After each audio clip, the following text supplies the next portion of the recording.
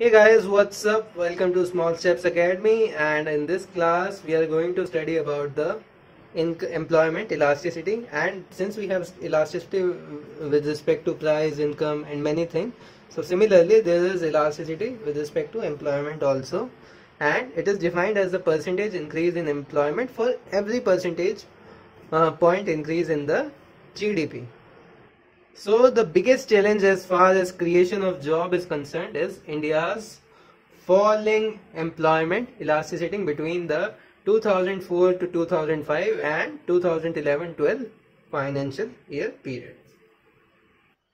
So if I talk about the numbers, the employment elasticity deteriorated sharply to 0.38% during this high growth period, which I already mentioned, from 0.38% from 0.52% in the prior 5-year period, that was 1999 to 2004-5. Okay, so it has decreased to such.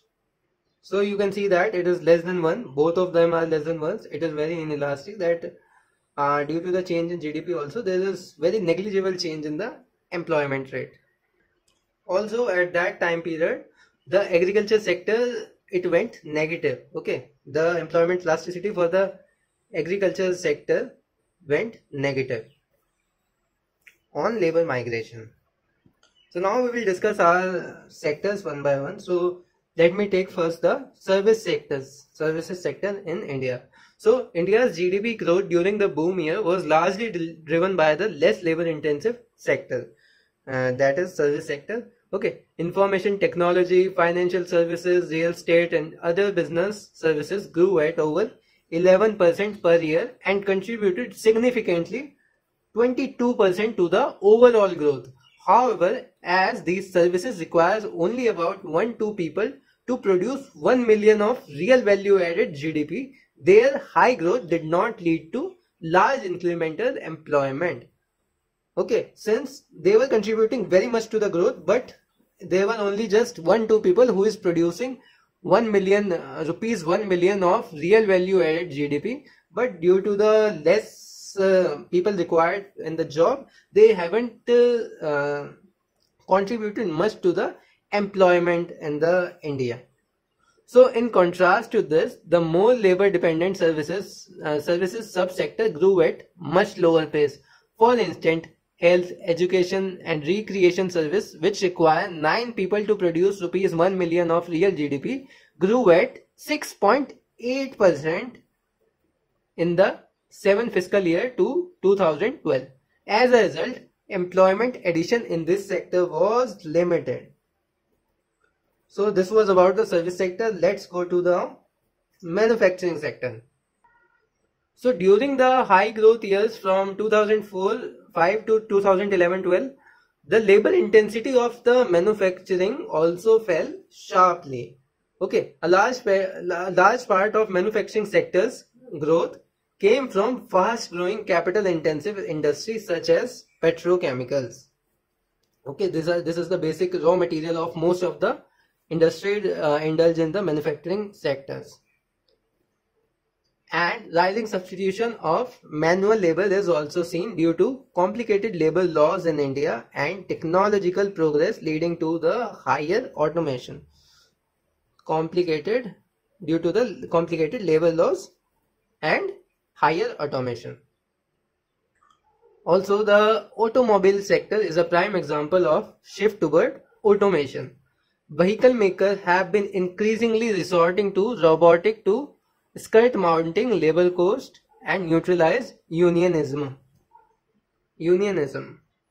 So as manufacturing failed to create many jobs, incremental employment in boom years came largely from the construction segment, which became the largest employment creator due to the profusion of projects. Construction sector was the largest employment creator at that point. Okay, so this was about the manufacturing sector. Now let's move on to our third sector, that was agricultural sector.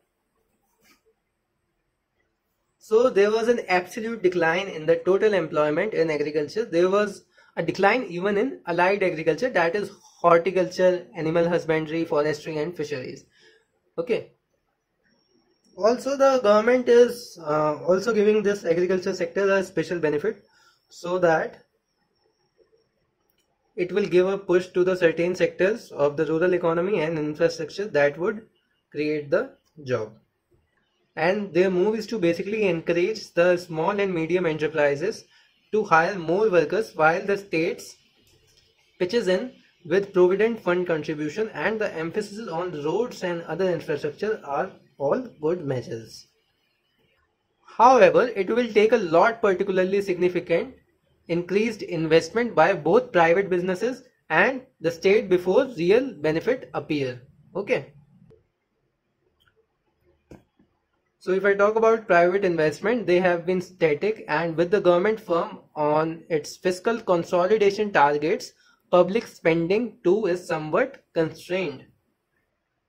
Also, the government's Make in India Gem Ball that was held in Mumbai saw investment commitment of rupees 15 lakhs crore from Indians and overseas investors, but those projects are still largely on paper.